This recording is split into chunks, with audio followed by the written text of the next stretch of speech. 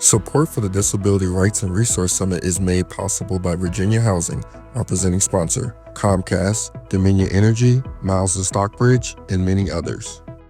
The presentation today is Artistic Platforms for Empowerment: How the Arts Unlock All Voices Through Creativity. I happen to be the co-founder and executive director of Step VA Inc. And it is my pleasure to be invited to do this workshop with the Disability Law Center Virtual Summit. Thank you so much. Your workshop objectives for today include how creative expression fosters identity and empowerment. You're going to witness opportunities where the arts serve as a bridge across communities. You will learn practical strategies for inclusive artistic spaces, and you will celebrate the mission and impact of STEP VA. Now, before I get started and you listen to me for a good portion of the workshop, I'm going to ask you for help. I want you to think of one or two words and feel free to put them in the chat. What does empowerment through the arts mean to you? Just one or two words that come off the top of your head, and I'm going to ask Taylor to give us about 30 seconds to respond, and then I'm going to ask her to read off the top 5 responses. I'm just curious about what you think. So if you will put them in the chat now, I would greatly appreciate it.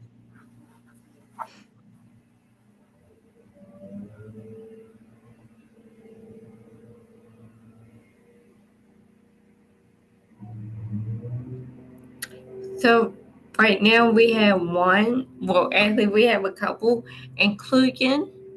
Another one is more than my inquiry, liberation and inclusivity, and the last one that I will choose is freedom. All right, let me make sure I got them correct, Taylor. Inclusion, inclusivity, freedom, and I think I missed one. One is more than my inquiry. The one of inclusivity also include liberation, and actually that was 4.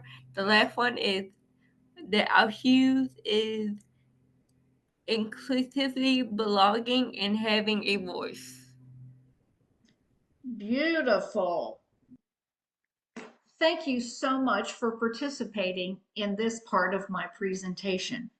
You're all correct, and we're going to learn how that comes to life with STEP VA and other organizations and people in our community. Who is she? She's a little, well-groomed girl who appears to be happy, or at least content. She is posing for a picture with chestnut brown hair cascading down her back. She has on a yellow dress with short sleeves and a straw hat tied around her chin with a ribbon running down her back. She is looking down at a little flower, posing for the picture.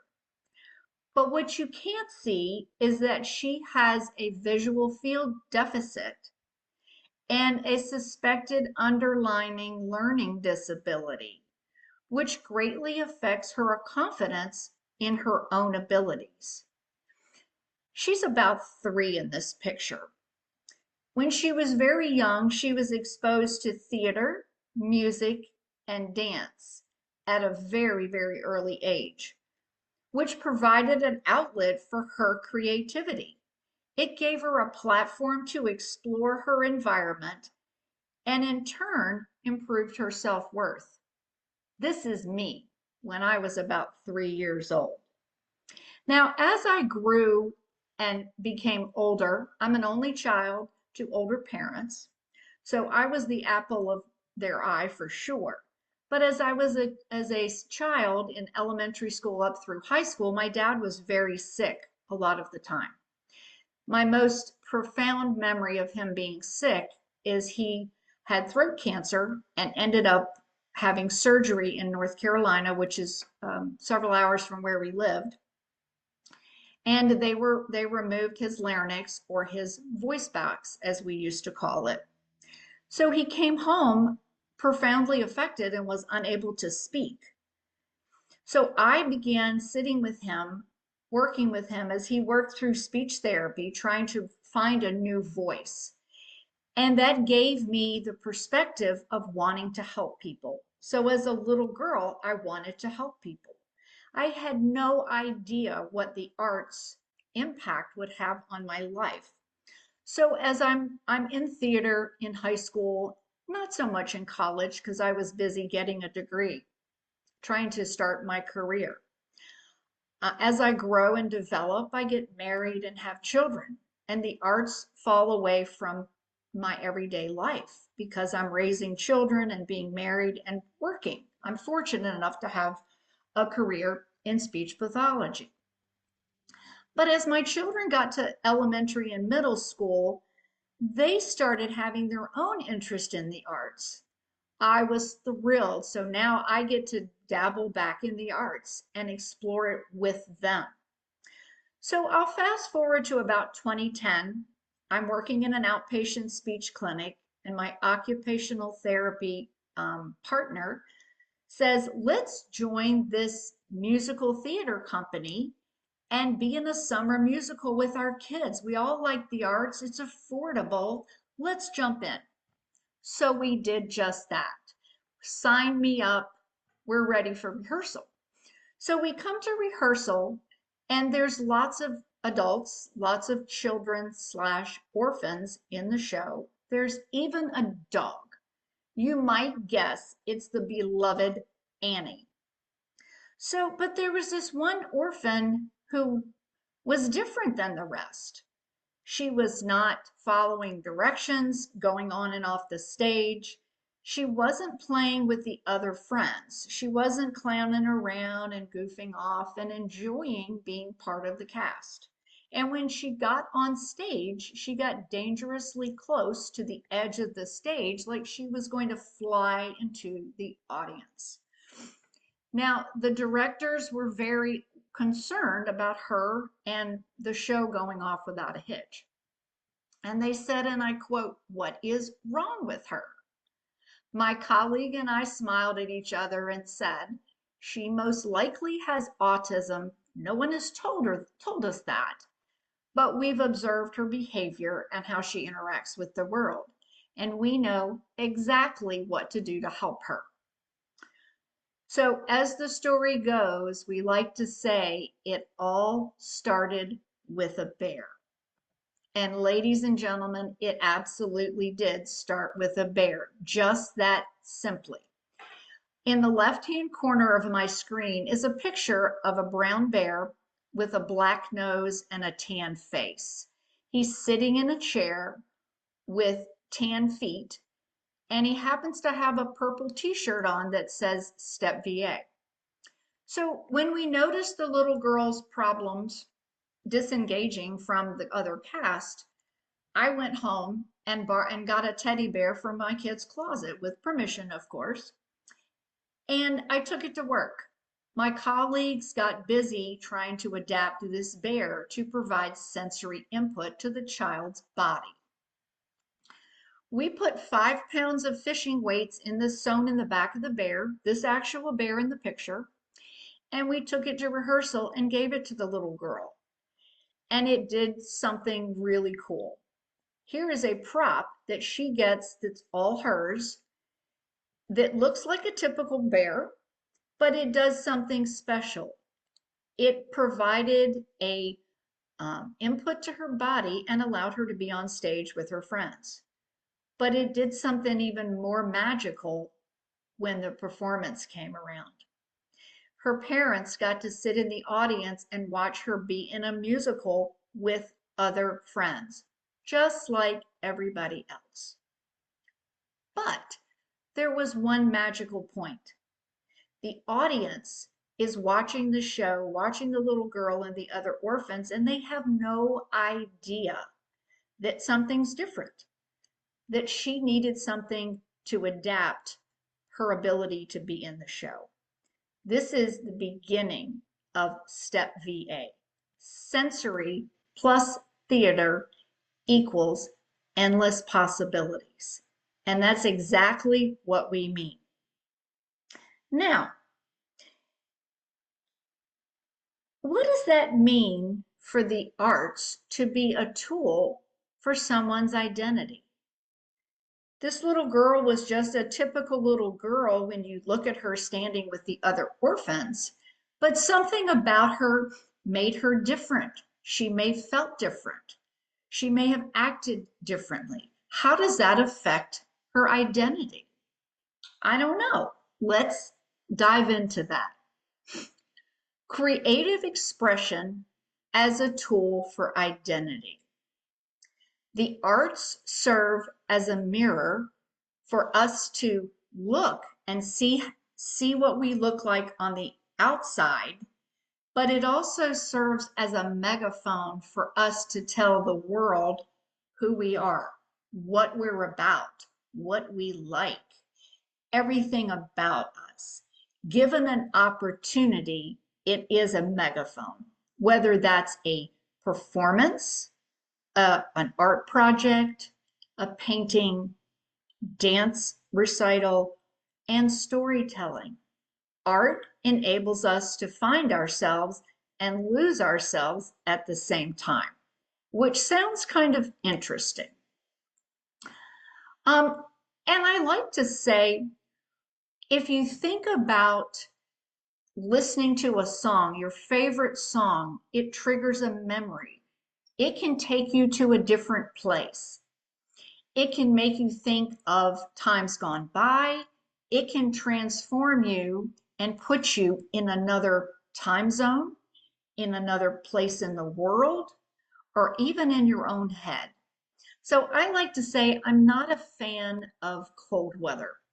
So if I want to be warm and feel cozy, I want to hear music that takes me to Hawaii. I've been there, I lived there. It's a warm, gracious climate with people that are kind and generous. The arts can take me there. I can see that picture and transform myself back to a place that makes me feel good. Now, I have two pictures on this slide that I want to talk about specifically. The one on the right shows three individuals.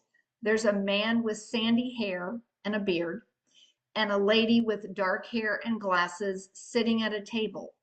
Now, there's a little girl in the lady's lap.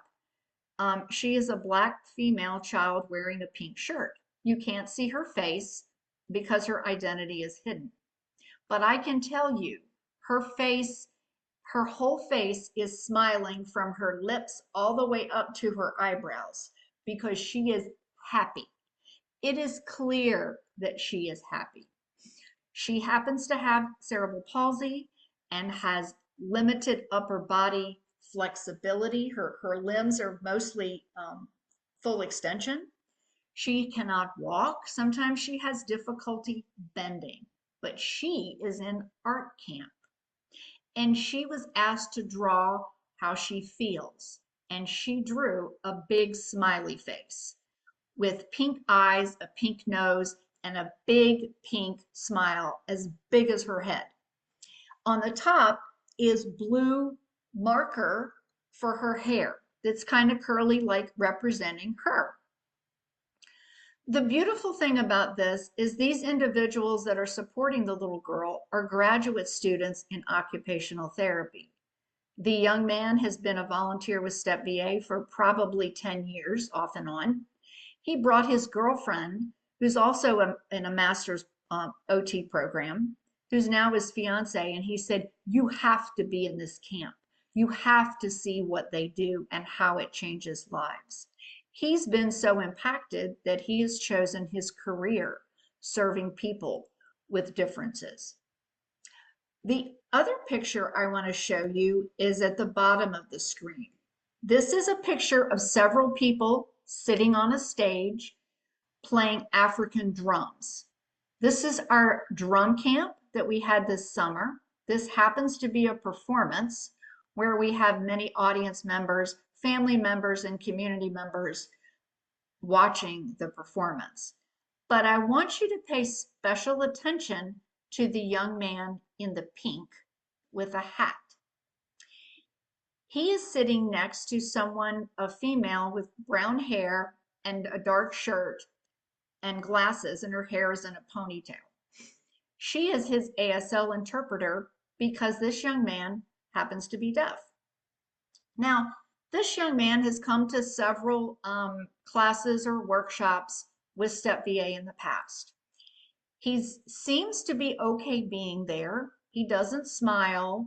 He doesn't engage very much with other people, but he definitely doesn't look bothered by being in the group. Occasionally, he will give you a 1 or 2 word sign, but that's about all you get from him.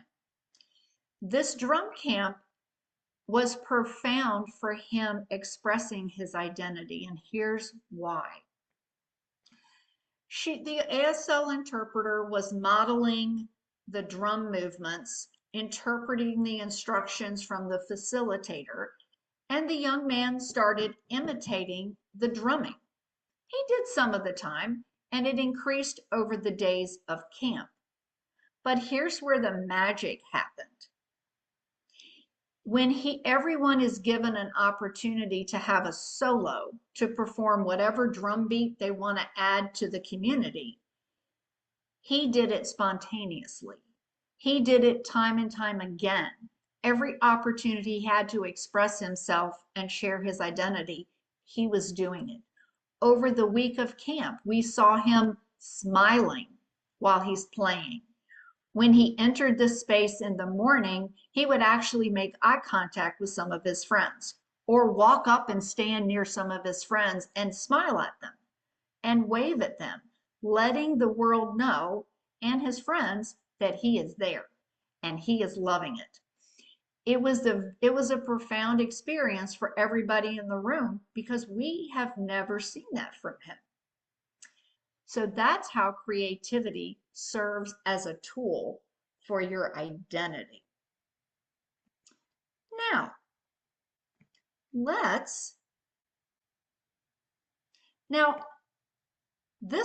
these are great stories that I'm sharing, and I'm going to share more.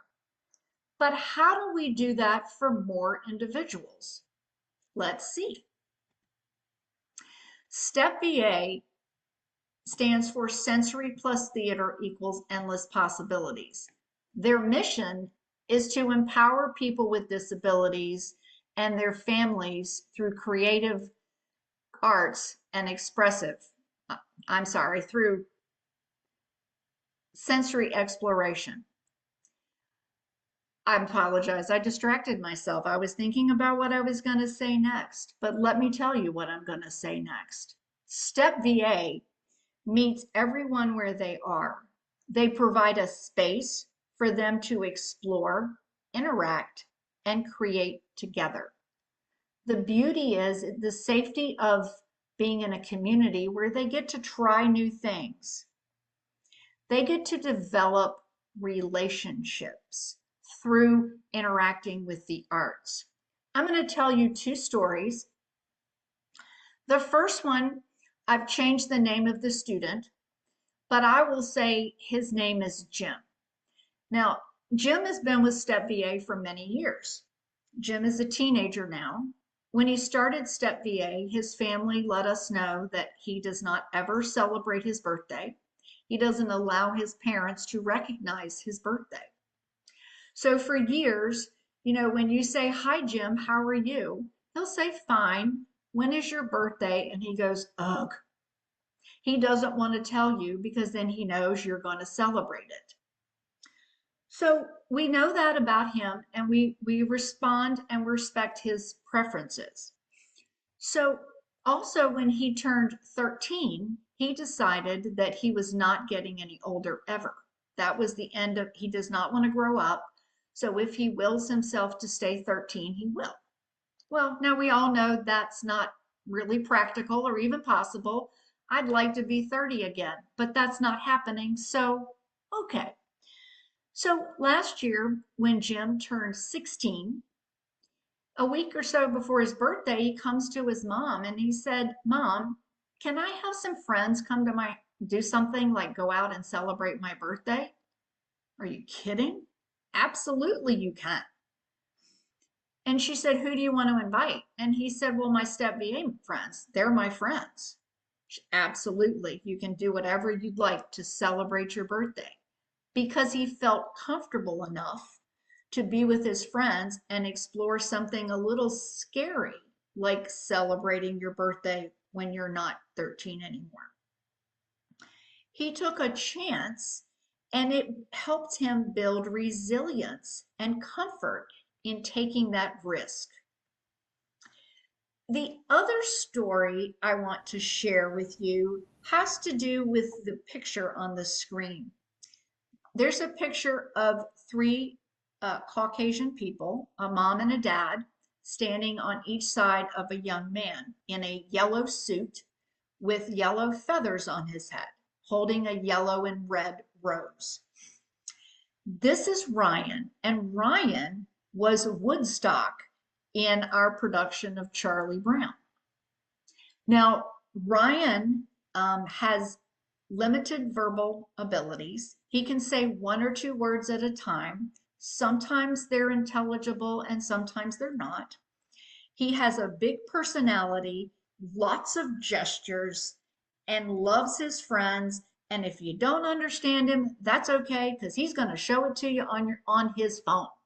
So my man has no problem communicating. So when he was in Charlie Brown, we have a mini Charlie Brown in a younger cast that all of the cast members had a mini me. So his mini me is in the dressing room, doesn't like, he has sensory aversions to things on his head, things on his face. So when the makeup artist said, do you want face paint? He said, absolutely not. Okay, you don't have to have it. It's no problem. Get the costume on. He's ready to go. Ryan walks up to him and says one thing, two words, orange paint. He looked at him and he said, okay. And he allowed him to put just a dot of paint on his face. Ryan looks at the makeup artist and looks at the mini me and says, more orange. That young man allowed them to paint his entire face. That was the power of an inclusive environment. And Ryan's voice was heard, wanting him to have more paint because he wanted him to look just like him. And the mini me was inspired by the older one and wanted to be just like him.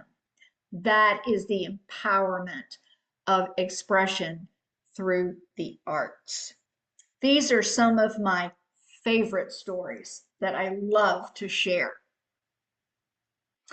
So now that we've heard how things work in the community of Step VA, it's an inclusive space with trust and friendship. That's wonderful. But how do we share it with other people outside of our group? That's the real trick. Because a lot of people don't recognize what is possible. And how do we do that? We go out into the community and we talk about what can be done. So let's see how we do that. We do that by building a bridge outside of our community. The arts as a bridge across community.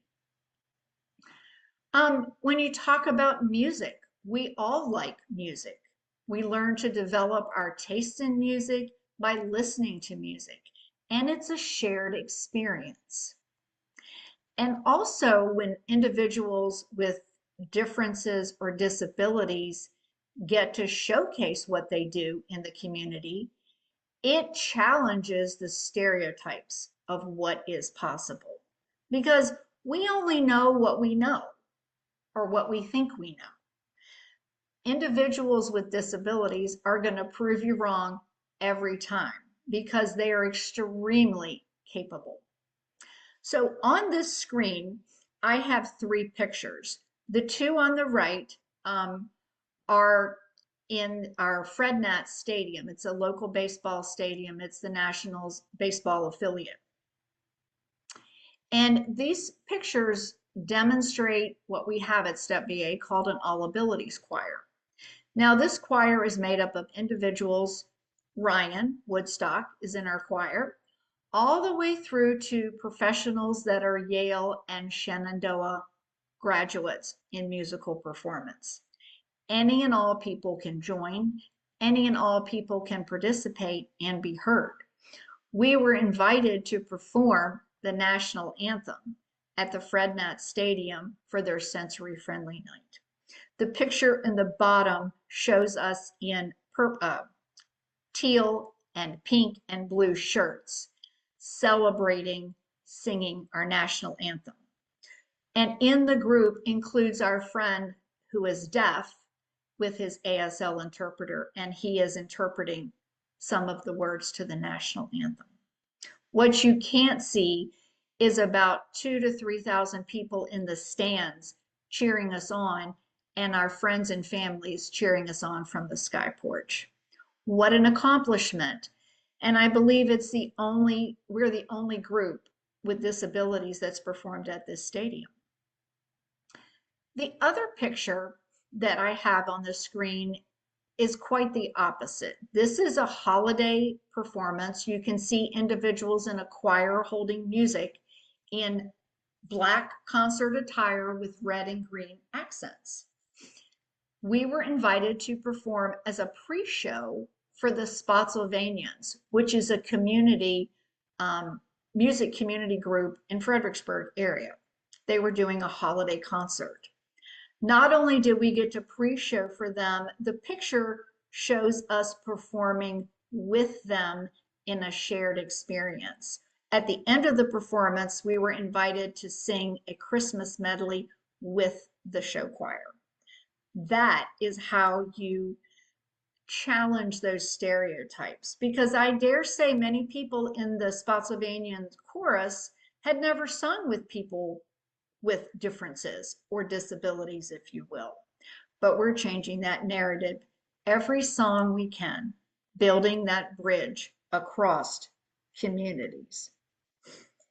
Now, the next part of the presentation, I would like to talk about how we adapt artistic spaces. Not all spaces are accessible for our friends with disabilities, and so we need to shift that narrative too. So I want to talk about some practical strategies for inclusive artistic spaces. Give me 1 second. I need to have a sip of water so I can continue to speak as clear as I can. The first thing we need to do is we need to adapt the environment. Sensory friendly is a term that we hear quite often. There are many organizations in the state of Virginia that work to make the environment sensory friendly, meaning they monitor the sound in the space. They may give you a synopsis of the performance that you're going to see with their read-aheads. They may have something on their website, like a social story, telling you what to expect when you come into the space. They may have announcements at the beginning of the performance to let you know where you can go to have quiet time, or if you need anything. And those are the beginnings of how we invite people with disabilities into our artistic spaces. Looking at it from the materials, are they accessible for those that have low vision or blindness or hard of hearing or deafness? Is the environment set and inviting for all people? Are there spaces for our friends that have physical disabilities that need more space to move around or to be seated in a place where they can access the performance? There are people working to make things more inclusive. I wouldn't say that we're fully there yet, but there's been great strides. I always recommend artistic organizations or performers to consult with professionals to help them change the lens so they can actually see it from a perspective of someone with a disability. And ask questions. Ask, how can we make this more inclusive for you? What can we do? Those are the things. Don't be afraid to ask the questions so that, and then listen to the answers. You know, it sounds really simple, but it's pretty important. The other piece that we look at is collaborative creation, co-authorship, and shared leadership. On the bottom right picture, it's a picture of our summer camp we have for children ages 8 to 22.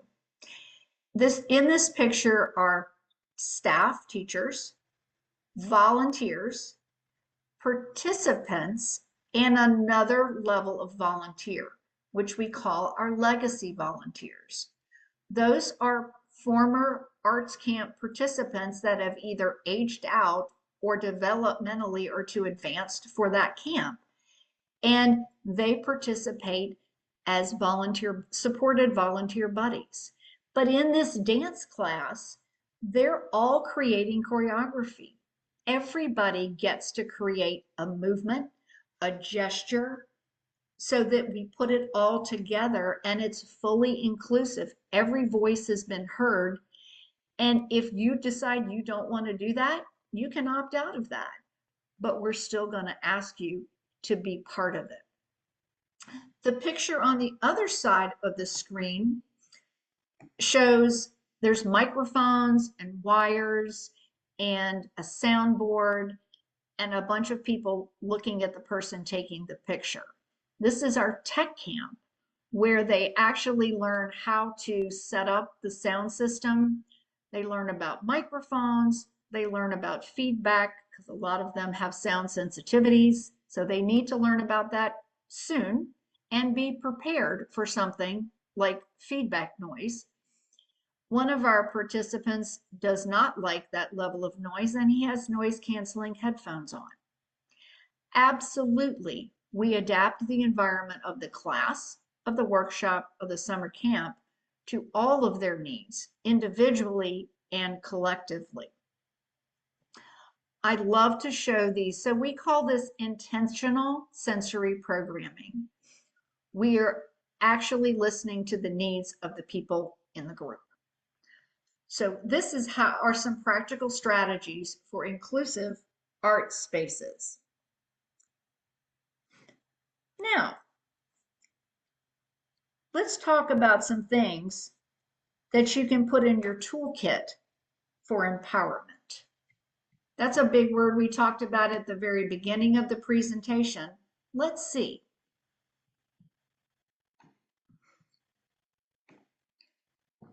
To put in your toolkit, number one, you ensure all perspectives are an integral part of each aspect of programming. I'll give you an example. We have a musical experience program.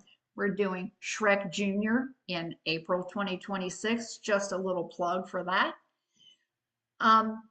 We start in July, inviting participants to be a part of the musical selection process.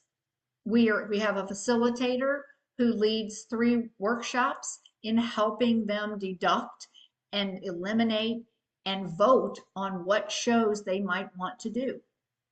These are participants age 13 and up. Anybody can volunteer to be part of that and have a voice in what they want to see us do or what they want to participate in. Once they get to a choice of 4, it goes to our creative team and they select the final musical that we apply for the rights. So from the very beginning in July all the way through to close of show in April, they have a part in all aspects. They have a voice. They are heard. The second thing you can do for your toolkit for empowerment is meet every individual where they are. every day. Individuals with disabilities, things can change on a minute. How they were yesterday does not mean they're going to be in the same place today. They may not feel well. Something may have happened overnight. They didn't get a good night's sleep. They were disturbed by a disruption in the typical routine that they need for success. We understand that and we allow for that. The picture on the left, bottom left, is a young man in a wheelchair in our tech camp photography class. The photography teacher is on her knees to be at his level. So she is physically meeting him where he is. And they're working through his lens angle and his filters to make sure he's getting the shots that he wants to get. We also invite diverse cultural opportunities. The picture on the right, I'm going to talk about for two reasons. The first one is our choir directors are instrumental in exposing our choir to different cultural music, whether it's African background for a drum circle facilitation group, or it's a folk song or a traditional Disney musical medley. We want them to have a voice in what they sing, but we also want to challenge them to be exposed to something that maybe they haven't had that opportunity. And then we celebrate the process over the product. Now, the picture I want to share, what I want to share in this choir picture, this is from our gala, our fundraising gala in September. It's a portion of our choir. And there were two young men in the forefront. The one on the left has a gray suit and a microphone. The one on the right, we've identified as Ryan. He has a black suit. Because Ryan has participated in choir, he has begun to talk more. His family and friends and neighbors are commenting that, is it me or is he sounding clearer? I'm able to understand him more. No, the only difference is the exposure to choir. He is learning to use his voice literally to expand his abilities. So this picture indicates that he had a solo with his friend. Ladies and gentlemen, he is singing the song, "This Is Me," from The Greatest Showman. That is a powerful song. And I just want to read you the last two lines of the song. Now, could Ryan sing the song as well as his friend? Of course not. But we adapted the words and we adapted how he sang it. And I'm standing in front of him as a speech therapist, adapting and prompting him for him to be as successful as he could be. So the last two lines of his solo, and these are the words he said: won't let them break down. I know place for us. We are glorious. He said those himself. There is nothing more empowering to see people work through hardships and be successful, and all with their friends. So now I would like to turn the program over to my friend, Noah Finch. Noah is here on the screen. He's going to unmute himself now.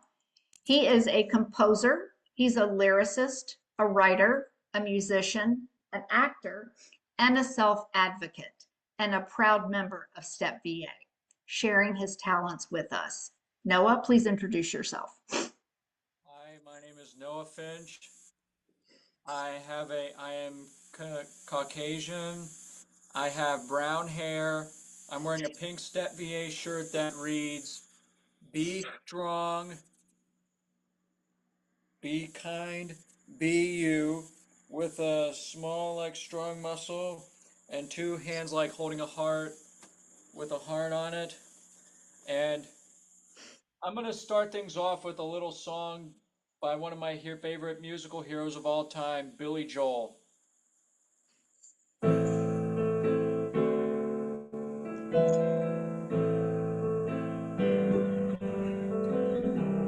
Some folks like to get away, take a holiday from the neighborhood, hop a flight to Miami Beach or to Hollywood. But I'm taking a Greyhound on the Hudson River line. I'm in a New York state of mind.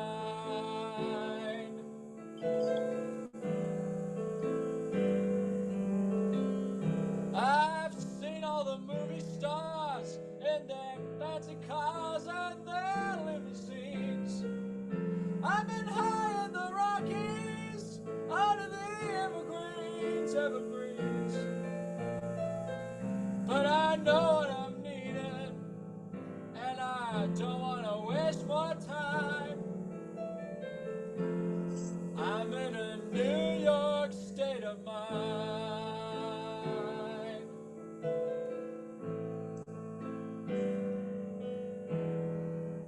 It was so easy living day by day, out of touch with the rhythm and blues. And now I need a little give and take. The New York Times, the Daily News. It comes down to reality, and it's fine with me, 'cause I've let it slide.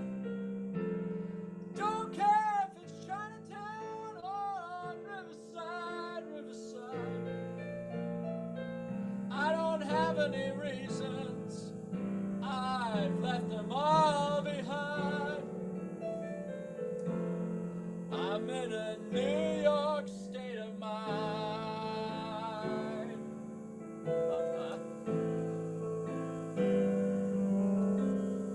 And I'm taking a Greyhound on the Hudson River line. I'm in a New York state of mind.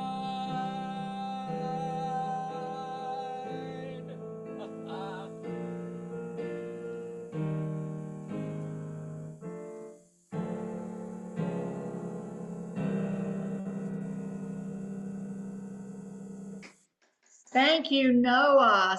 Wow. So you're going to hear from Noah in a few more minutes. I've got a couple more things I know you want me to get through because I know you want to hear him more. I do too. Couple more things I want to share. Some takeaways from today.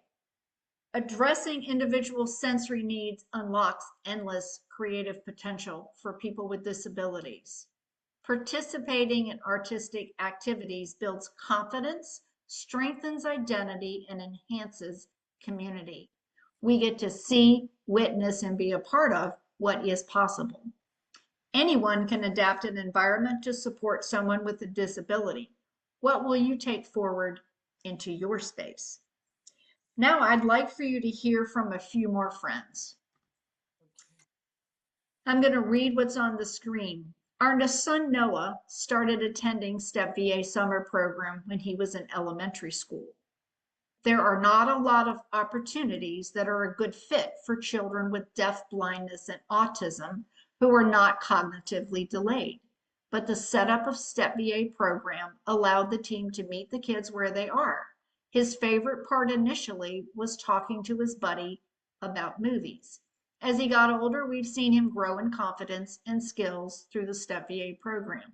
Emily, Noah Kay's mother. The picture of Noah is from our Finding Nemo. He was Nemo's dad.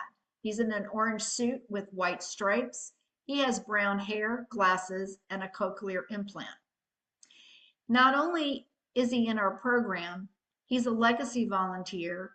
He's a liaison participant to our board, informing the board about programming and accessibility needs. And he attends Germanna Community College. Now, I would like for you to hear from another one of my friends. This is Warwick and Friends. When I first joined in 2014, I didn't really know what to expect. Now, 11 years later, I'm on stage and I'm acknowledging that Step VA has been a huge part in what inspired me to take up a career in acting. You were talking about this cute little bear here, but it's more than a bear. It's more than a bear. It all started with a bear. Step VA is a nonprofit that supports people with disabilities through creative arts. If we can meet the need of one person, then we've done our job at Step VA. It's about the connection and the relationship and letting people know we're there for them and that we'll walk with them and we'll do it through the arts. This year we grew our musical program. We had 50 in the cast and crew, which was an increase from 38 the year before. So not only did we expand opportunities for people to be in the musical, we took it a step further and we focused on costuming. We had 17 cast members who had more than one costume change. We brought in our therapy team and they were able to do it. We added 2 drum camps this year. It focuses on individuality and it's extremely regulating. We've created another level of volunteers and we're calling them legacy volunteers. These are volunteers that at one point in time were in an arts camp as a participant because now they're giving back at the volunteer level through our arts camp. We applied for a general operating support grant and we received it. That funding support comes from the Virginia Commission for the Arts. So I'm very proud to be one of their grantees and be recognized at the state and national level for actually what Step VA is doing and the programs and how we're affecting change within our participants, their families, and our volunteers. As I stand here right now, I am unfortunate to say that this is going to be my last musical performance with Step VA for quite a bit of time. I'll return when I get back from college, because I'm going there.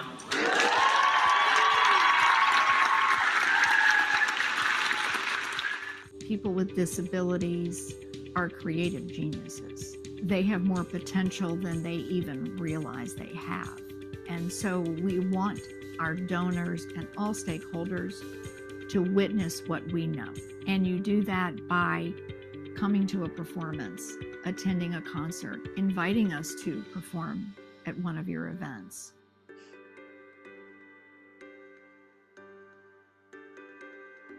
And we want you to tell just one person what you experienced, because that's how we tell our story. We share our story and then we create new stories. And I want to invite everyone here to do just that. If you tell 2, that's great, but at least tell 1.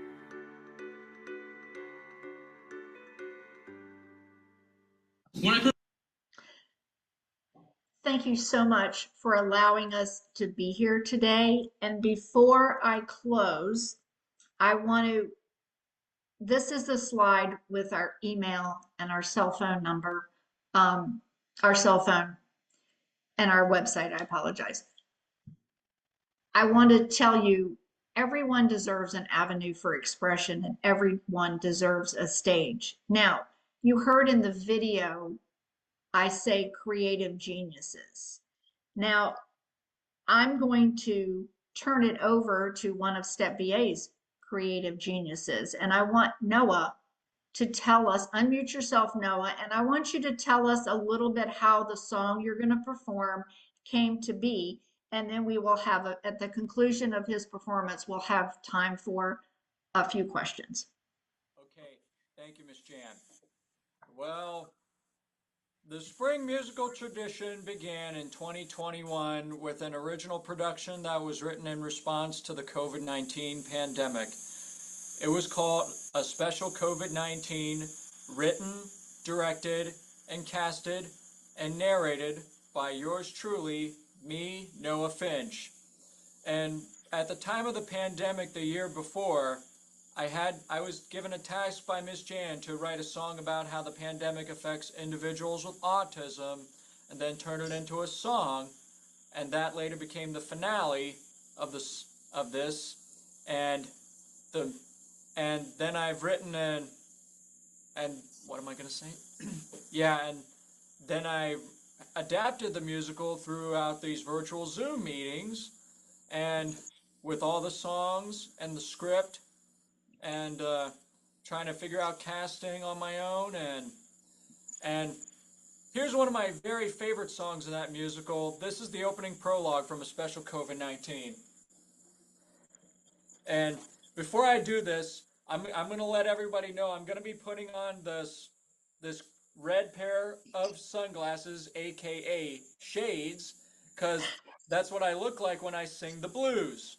Because the opening prologue of the COVID musical is a blues song. Okay, here I go. Welcome everybody, you're about to see the special musical about COVID-19, coronavirus. We'll fight you. Coronavirus, we'll fight you. Coronavirus. It's about a man named Tim Croakey. He gets so confused about COVID-19, coronavirus. We'll fight you. Coronavirus, we'll fight you. Coronavirus. Croakey and his family all work as one. All the healthcare workers heal everyone. Coronavirus, we'll fight you. Coronavirus, we'll fight you. Coronavirus.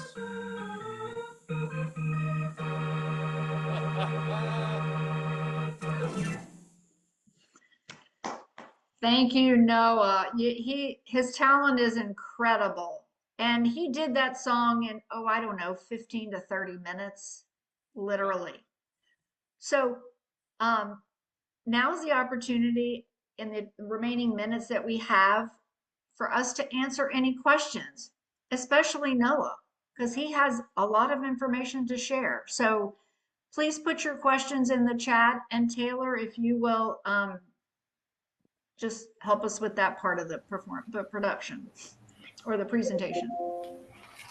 Yes, thank you, Shan and Noah. We will be moving to the Q&A session right now. If you have any questions, you can put them in the chat. Unfortunately, we only have time for 1 or 2 questions. But if you can put them in the chat, that would be great, and I will read them aloud. Okay.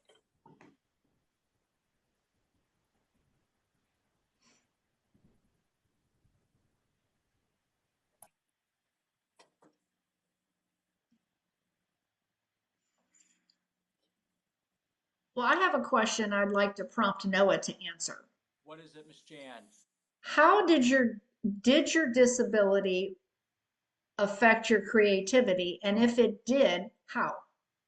Well, I have loved music and the arts all my life, and I like hearing a lot of the great songs that I like to listen to, especially from my favorite children's TV show, Sesame Street, and that's got me into like the arts so much, and I got it. I've been in kindergarten I had this dream. I started having this dream that I wanted to play the piano, and just like when I hear my music teacher play for a play that we did at the end of the school year in kindergarten back in 2004, and I've also and my wish didn't come true, and my dream didn't come true until I was 9 in April of 2008, and I started taking piano, and I did get a piano in my house, and I started taking piano lessons right after my youngest son Olivia was my youngest, or should I say, my youngest sister Olivia was born. And I've also participated in, I also participated in concert bands and and drama classes in high school, and that's how it got me into the arts. That's wonderful. Thank you, Noah. Is there ever, um, are you ever too young to get into the arts? No, not at all. Exactly. So thank you so much for having us here today. We appreciate the opportunity to share how the art impacts people, inspires, empowers, and it is definitely more than your injury.